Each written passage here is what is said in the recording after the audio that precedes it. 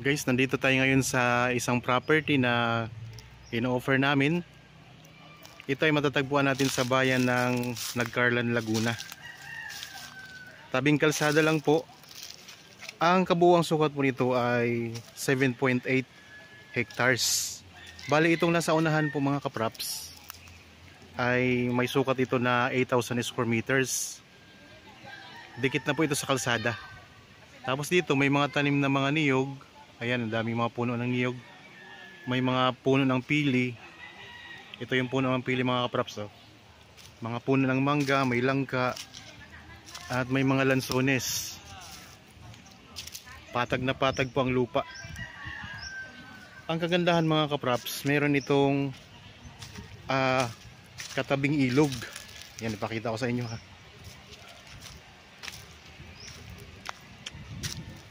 Tapos naging 7.8 hectares ito kasi yung sa kabila ay kasama yan sa lupa.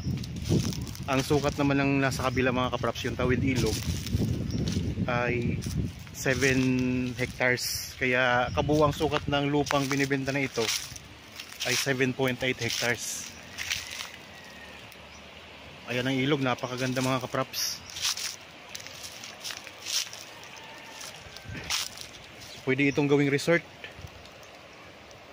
Actually mayroon na itong katabi na resort mga kapraps, yung sa likod ng bakod na yan.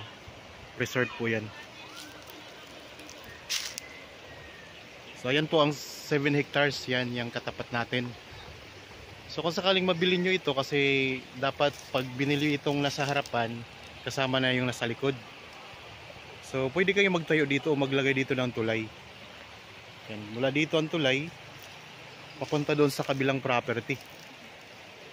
So hindi naman ganoon kalayo, mga lampas 20 meters siguro ang distansya o ang lapad ng ilog mga kapraps. Napakagandang property nito.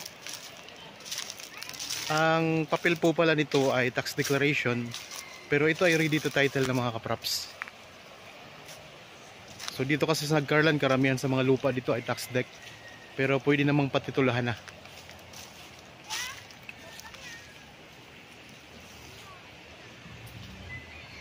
Ito mga puno ng mangga. Yan.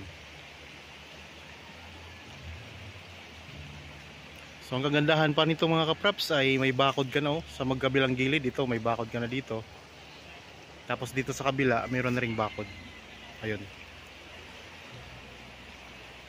Ibig sabihin ang babakuran nyo na lang yung sa unahan na lang mga kapraps. Tapos doon sa 7 hectares pwede yung walang bakod yan.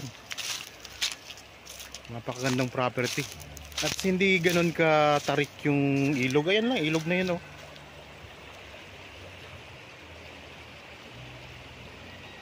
Napakaganda pa mga kapraps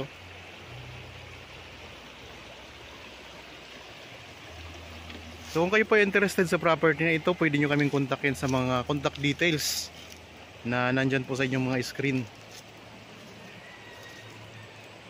Ito may mga puno pa ng talisay. Gandang property.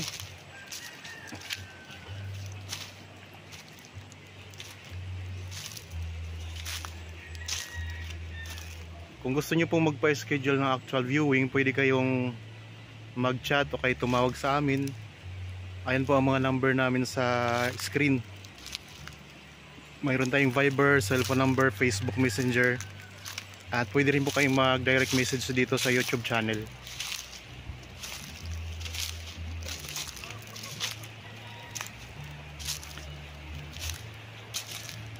Ang lawak pati ng naka-front sa ilog, yung sa 7 hectares mga kapraps. Napakalawak ng frontage niya. Naka-front sa ilog yan. Wala doon sa mga puno na yon. Ayan, hanggang doon pa. So di lang tayo makakatawid mga kapraps at mababasa tayo.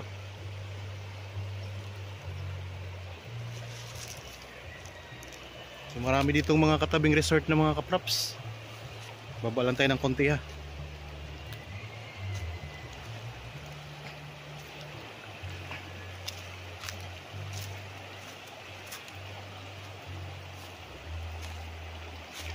Sa ngayon medyo malabo lang ang tubig gawa ng umulan po kanina.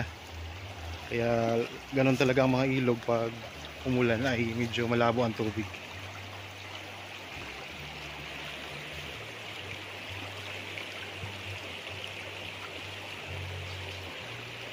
So ulitin ko lang mga kapraps, ang kabuuang sukat ng property na ino-offer ko sa inyo ngayon ay 7.8 hectares. So dito sa unahan ng property, itong katabi ng kalsada, so actually mayroon itong sariling kalsada na mga kapraps. Pasok na pasok ang sasakyan, nasa 7 meters ang lapad.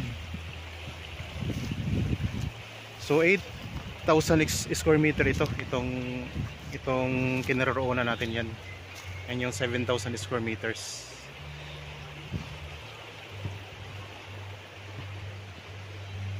So yan yung mga tanim niya. Tapos dito, ito yung 7 hectares yan, tapat natin. So ito yung matatagpuan natin sa Nagcarlan, Laguna. Meron na ditong access ng kuryente at saka tubig mga kapraps. Kaya wala na kayong poproblemahin. Malakas din po ang signal ng iba't ibang network, so walang problema sa internet. Na talagang napakaganda nitong gawing rest house. Magtayo kayo dito ng rest house, pwede kayo magtayo dito ng resort. Ayan, ang ganda ng property na ito. So kung kayo po naghahanap pa ng ibang property, ibang mga sukat at iba't ibang lugar dito sa Laguna, pwede kayong mag subscribe dito sa YouTube channel at para lagi kayong updated sa mga i-upload pa namin.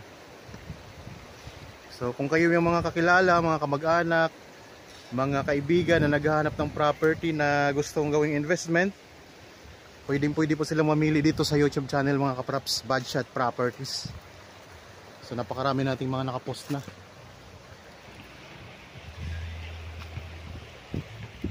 Ikutin ko lang po ang camera ha. Patag na patang ang lupaw.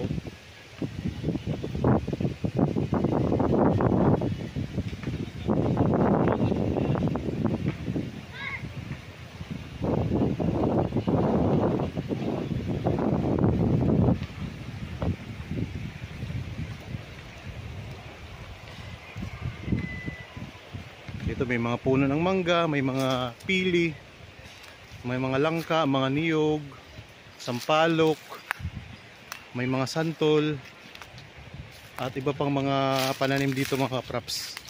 Patag na patag ang lupa niya.